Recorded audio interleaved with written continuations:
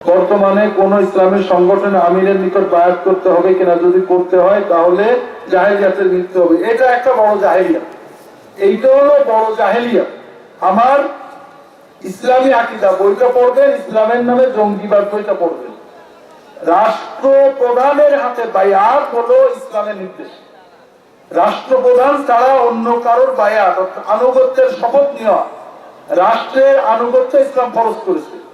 এরপরে অন্য কারোর হাতে বায়াত করলে তো কতল করা হতো। কাজেই কোন দলের বায়াত মূলতই অবৈধ। তবে আপনি কারোর কাছে বলতে হুজুর আমি ভালো কাজ করবো, এটা ভিন্ন।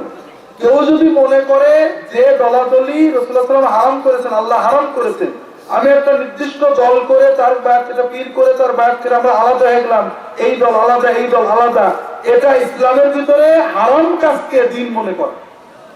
আমাদের মূল বায়াত, যে বায়াত না থাকলে যায় সেটা রাষ্ট্রপতি। আমাকে অনেকে বলে হুজুর আপনার বায়াত নেই, অবশ্যই আছে। আমাদের প্রেসিডেন্টকে আমি রাষ্ট্রপ্রধান হিসেবে মেনে নিয়েছি, তার আনুগত্য মেনে নিয়েছি, এটা হলো বায়াত। সবাই রাষ্ট্রপ্রধানের হাতে বায়াত করছেন না, বায়াত মেনে নেওয়াটাই বায়াত। এই জন্য রাষ্ট্রীয় আনুগত্যর কথা রাসূলুল্লাহ বলেছেন বায়াতের মাধ্যমে, বই পড়লে বিস্তারিত পাবেন।